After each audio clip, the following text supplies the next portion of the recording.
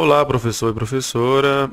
Agora que eu já fiz a bibliografia completa para o geral, eu vou começar a fazer agora por disciplina, né? E a primeira disciplina que eu vou começar é História. O primeiro autor da bibliografia de História é Luiz Felipe de Alencastro. O Trato dos Viventes, Formação do Brasil no Atlântico Sul. Bom, vamos lá. Ano 2000. O autor, ele defende a tese de que a colonização brasileira e a angolana, separados pelo oceano, se complementaram em um único sistema de exploração colonial no Atlântico Sul. Segundo ele, a união das duas margens do Atlântico Sul foi estabelecida a partir do final do século XVI, criando um espaço territorial que conectava os enclaves portugueses na América e as feitorias angolanas em um sistema colonial unificado. Para Alencastro, a escravatura africana na América portuguesa se consolidou devido à necessidade de mão de obra escrava para a produção de açúcar, o que tornou essencial o controle de Portugal sobre o fornecimento de escravos da África. Ele destaca que o exclusivo colonial apenas se concretizou após a União Ibérica, em 1580, quando Portugal tomou medidas para coibir o comércio não metropolitano em sua principal colônia. A gestão do tráfico negreiro é considerada eixo central no estudo de Alencastro. Ele argumenta que os traficantes brasileiros em Angola se diferenciavam dos portugueses ao utilizar produtos como mandioca e zimbo no escambo. A farinha de mandioca, por exemplo, era exportada do Rio de Janeiro para Angola, onde chegava a valer 4 vezes a mais. Já o zimbo, conchas, univalves utilizadas como moeda, tinha importância significativa no comércio entre a África Central e a costa da Mina. Alencastro também destaca a relação econômica entre o Brasil e Angola no comércio de cachaça e tabaco. A cachaça brasileira se tornou uma importante moeda de troca para a aquisição de escravos em Angola. E estudos mostram que uma parcela significativa dos escravos africanos exportados para a América Portuguesa foi adquirida através desse comércio. O autor enfatiza que a intervenção militar basílica em Angola e o domínio dos mercados angolanos pelos produtos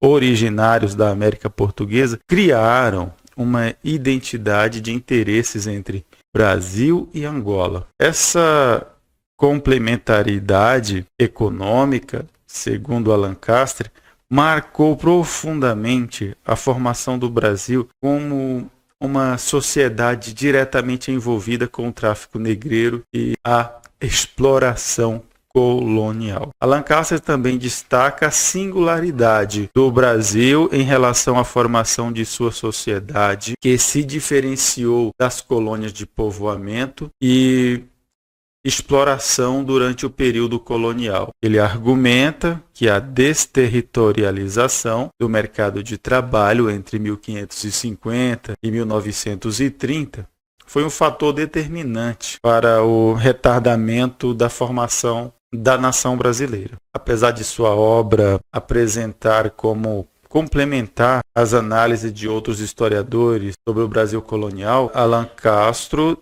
diverge em alguns pontos fundamentais, como o conceito de sistema colonial, desenvolvido por Fernando Antônio Novaes, e o sentido da colonização proposto por Caio Prado Júnior. Contudo, o texto também questiona algumas divergências e interpretações apresentadas por Alencastro, destacando a necessidade de avaliar com mais reservas algumas de suas hipóteses sobre o comércio do zimbo e a mandioca, assim como a relevância de considerar fatores políticos e intrametropolitanos na análise do exclusivo colonial. Alan Castro destaca a complementaridade na colonização brasileira e angolana, argumentando que a interdependência econômica entre as duas regiões foi fundamental para a consolidação do sistema colonial português no Atlântico Sul e ressalta que a produção de açúcar na América Portuguesa demandava mão de obra escrava e controle do fornecimento de escravos africanos era crucial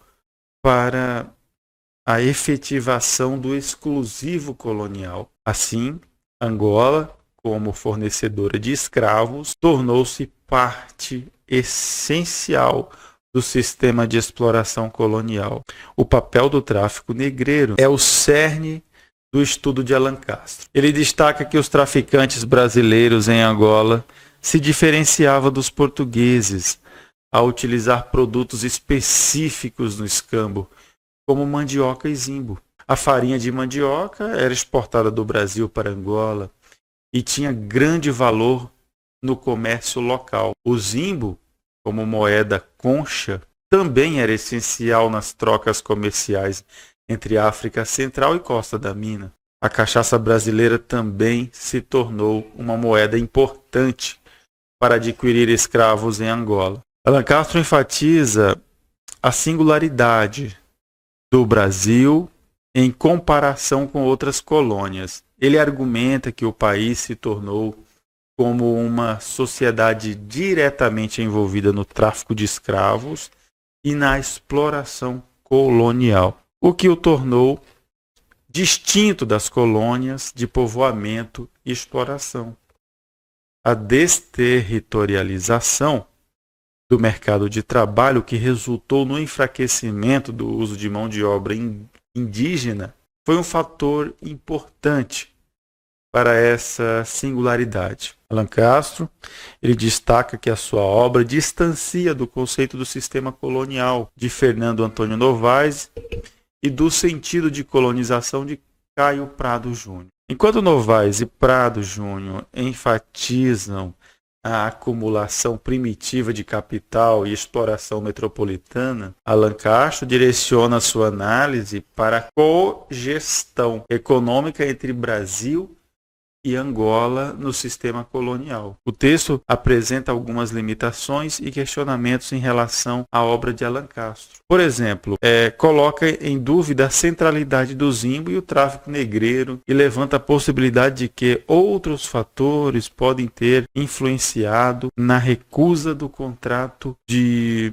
Aciento em 1693. Também ressalta que a desterritorialização do mercado de trabalho pode ser uma explicação simplista para a formação do Brasil. Em resumo, a obra de Alan Castro oferece perspectiva inovadora sobre a colonização brasileira, destacando a complementariedade econômica entre o Brasil e Angola e a singularidade da formação da sociedade brasileira. No entanto, como toda interpretação histórica, suas teses também são objeto de debates e críticas e contribuem para enriquecer a compreensão da história colonial brasileira.